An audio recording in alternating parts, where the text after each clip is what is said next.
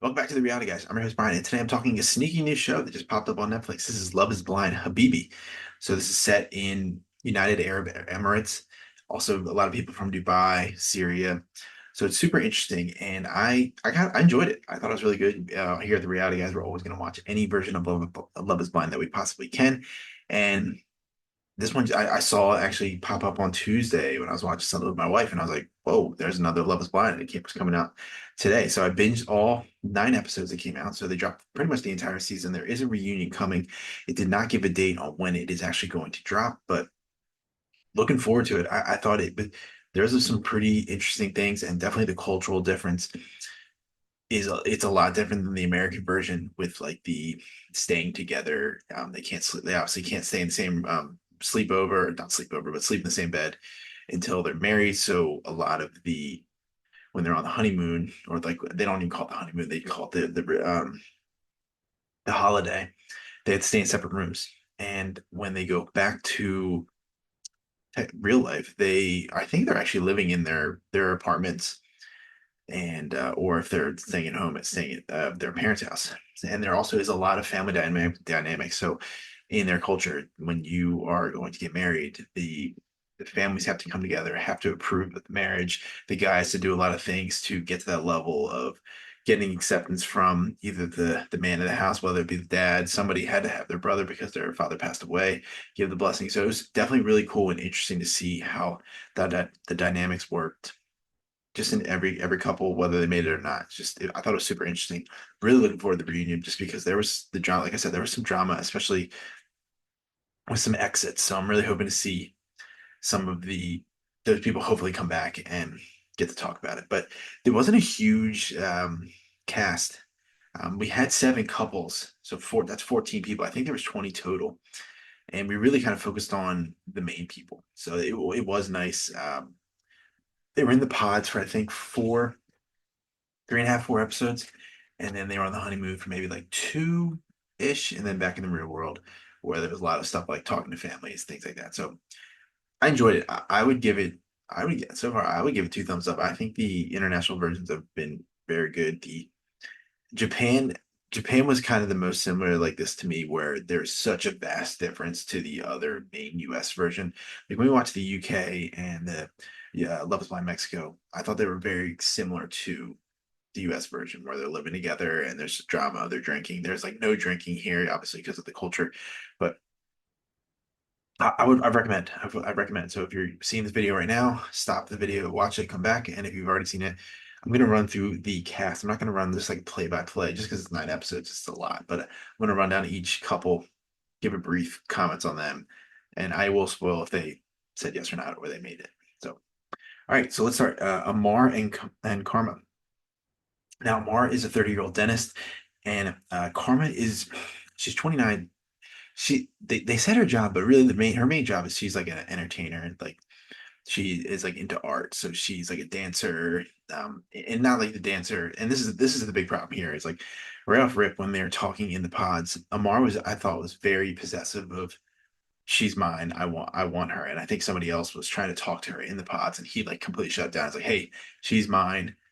That one person went into the pods of her that it was Karma, and he's like, I gotta go. So the move was already set here. He did not like that she was a dancer, and I think like and when they do not make it. Spoiler alert here, but when they do have their final conversation, he was trying to be like give her a low blow and call her a belly dancer, but I don't think that she was doing that type of dancing, and he was saying like in our culture like you shouldn't do that. So I don't know fully like what the levels are over there, like what is acceptable and what's not. So if anybody knows, definitely drop it in here. I'm not going to sound like I know what really goes on in their cultures and over and that side of the world. But if you know anything, please let me know. I'd love to be informed. And but he was just totally against it. And she was like, "Look, this is my dream. I'm not going to stay with you if you're gonna." And he kept saying it was like a big hard X, like it's not going to work. So they had like a lunch when they were back. They did make it through the honeymoon stage, and when they got back to the real world, she was like, "I'm not doing this anymore. I'm doing this I'm gonna do what I want to do for myself." And he was totally against that. Like he was. I thought he was a jerk. I mean, he was definitely. I thought misogynistic, but again, over there, I don't, that might be normal. And he was saying like, it's my rules, what I say, you should listen to what I say. And I didn't think that was going to last. I didn't. They were the first couple to actually get engaged or whatever. I don't think they technically were calling engaged, but to go take the next step in the retreat. But yeah, that I think that one was that all right. But once you were hearing him talk, big red flags, big red flags. But she seemed nice, but there was a couple times I was worried that maybe she would actually stay with him because she was like, oh, this is my man, so I'll do what he wants. I don't know. I didn't like it. Glad that didn't work out. Looking forward to the interaction though with at the reunion because again, I don't know how they're going to ask their questions based off of the cultural and like um, if they're Muslim or not. So it's going to be very interesting. Very interesting. Next one, Chafik and Dunya, and she is 24 years old. She was definitely the youngest on the show. He's 27, also pretty young. Based off the guys that made it, he's the only one that's under 30. And he was very jealous. He admitted to her that she was jealous. They do make it through the all the way to the altar. So that did surprise me. They showed a lot of the visiting his family, like they drove to the countryside to see his grandparents. And they did talk to her mom, and this is really I think the hang up where she was kind of like iffy about it is he was like, you need to like her, I guess her father passed away, her mom, or no, her father wasn't in her life, something like that. And her mom was like, I did everything. I was the mom, I was the dad, all these things. So she's super close to her mom. She made a lot of references during the show, like this is the first time I've been somewhere without my mom, like going to another man's house. So it I didn't really love this guy. I kind of thought he stunk, and just like some of his pod talks with some of the other women and even her, I just wasn't a huge fan of. She's not. They fight a lot. They were like getting in arguments. The other girls that I'll mention in a little bit, Nor, he was talking to her, and she's a model. So when he eventually saw her, he was talking to her a lot at like the mixer, and like she had something going on in her couple and he was like talking to her about it and she was just getting very jealous. There were some scenes where he was like, no woman ever turns their back on me. And she was literally just kind of like sitting, like if he's here, she kind of just like was sitting, I guess her back was slightly turned. He was very offended by that. So again, there's a lot of cultural difference and it's just interesting to see how people react to it. They decided that they had a conversation before they had to go to the altar and say yes or no, and they agreed on it that they were stressed out that they're not gonna say yes today. And I mean, you got to give them kudos to that. I thought that was pretty mature that they're gonna have that conversation, and that's why at the reunion, I don't really want to look anybody up because I want to see be surprised if it's not out next week. Probably gonna have to binge. I know some people in the comments. If you have any spoilers, definitely drop them in here. I was living on Reddit, looking online. I didn't see a lot of people talking about the show, so it probably will take a few days for maybe some of that information to surface if they're together or not. But they said they're gonna wait and do like take it on the slower side. So yeah, I don't know.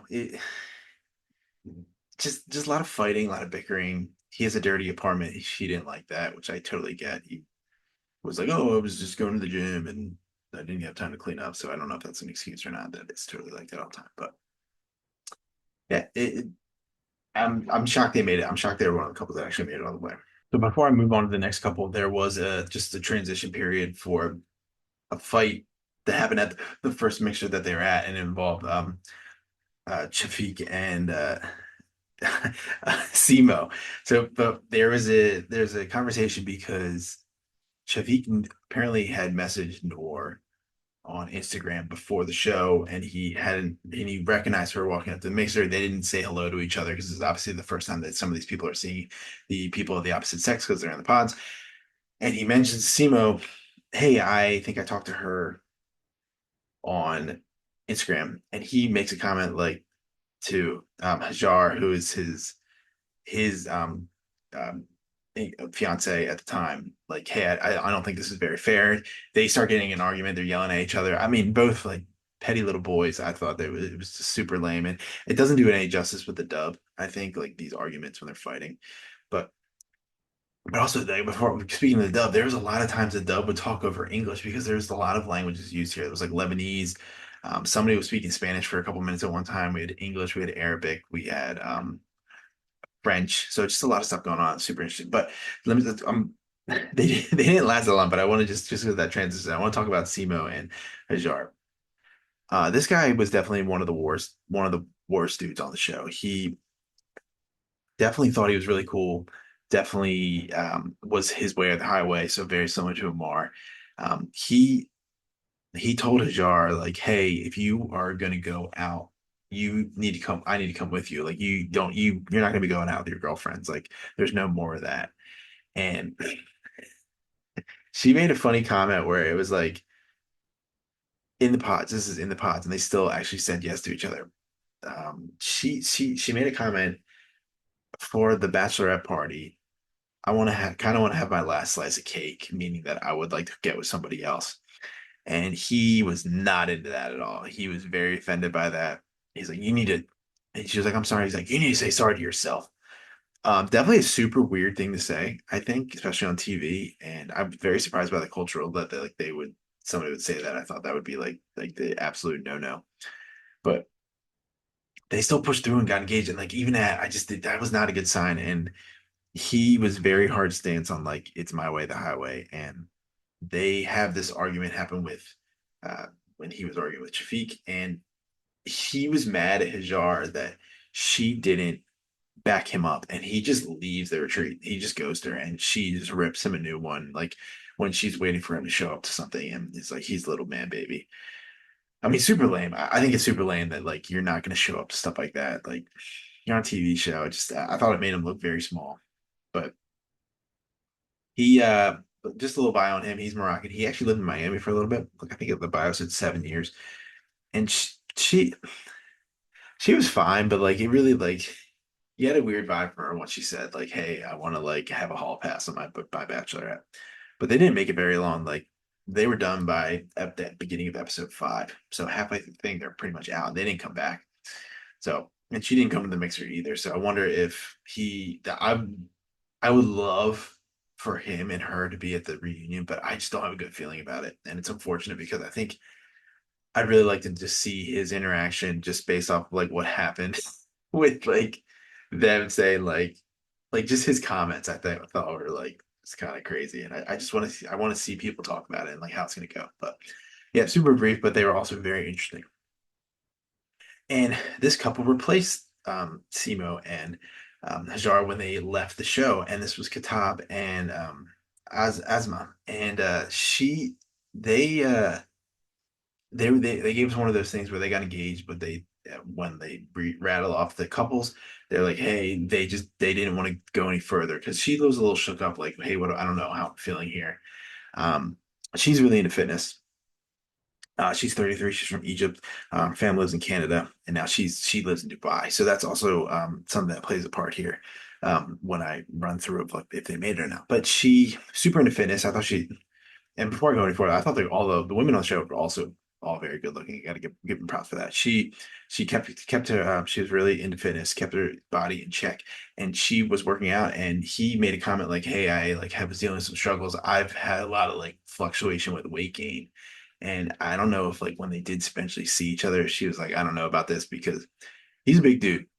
He's definitely a big dude." And there's a couple of angles where like it's you can't really see how big he is. You really see how big he is when later in the after they get back to the real world that like he's pretty big or he was at one point very big and he lost a lot of weight but he still just looks very large. So that worried me a little bit because she was really into that. Like I need like like somebody who's like me, like athletic and wants to work out and like take care of their body. So they did make it all the way to the altar. And this is one of the ones where I thought it was really cool to see the like the family dynamic of like, hey, my Asma's Asma's family needed to meet Katib first before she could meet his family.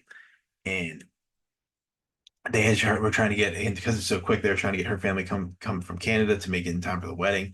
And they eventually she has to say no. I mean, she's not saying no to him. She's like, look, I can't move forward with this because I need my family to meet you. And it was just really cool to see them have a conversation and talk about it. He's like, I understand. And she's like, I made the right choice. Like I made the right choice being with him. I think they can work. I really do. After like seeing their conversations between like when they met her friends and things like that, I thought it was they're probably one of the better couples I think from this version of the show. He he seemed nice, like he definitely cared about her, and like it was good to see. I was happy to see them back. Everyone was very happy to see them, so I'm looking forward to see where they are currently with the reunion. But he was an architect, and the other funny thing is he also was raised in Canada as well, so they have that Canadian connection partially. So like, and like her sister tried to come over from Canada to like get a read on him and report back to the parents, but it just all didn't work out with logistics. But yeah, I like them. They were probably one of my favorite, better couples. I think I don't remember them fighting that much at all, if any. Moving on next, we're going to move on to Mito and Nord. And this was probably one of the bigger age gaps. Mito was 39, sneaky 39. When I was going back over my notes right before I was recording this, I went and looked on just kind of find some pictures, and he said he was 39. So he was the oldest. And honestly, I don't know if it was based off his height. Like he's a pretty short dude. If He was very concerned about that as well. That's one of the things in the pod. And Nora was 29. She's a model. She's really tall and was wearing high heels. So and when they eventually saw each other with the reveal, she was not in him, and it was apparent. Like she was very talkative in the pods when she saw him. She was, I think, trying to be nice about it and be like, I don't really like you. But their relationship didn't last long either because theirs was over pretty much at the end of the retreat.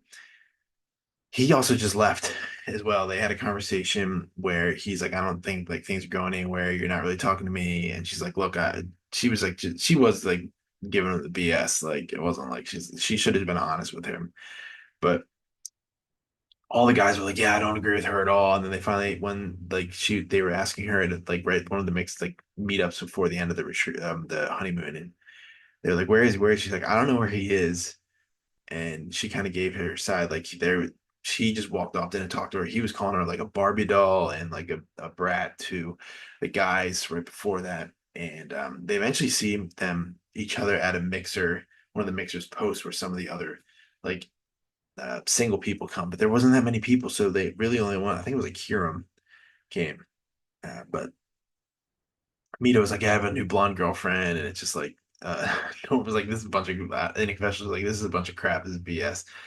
So she had obviously like some high standards. She made some comments in the pods in a confessional, like she was like anti the like what feminism has become, where it's like she wants guys to take care of her, like and like the guy to be the sole breadwinner and things like that. So again, just like stuff over there, I don't know what it's like, but she was very adamant about it. But just like there, it was just funny to hear her the way she like spoke about it, like just like it almost seemed like a comedy though, like dry humor of her describing how she doesn't like feminism. So, but they don't last long. She makes her a couple pop ups at mixers.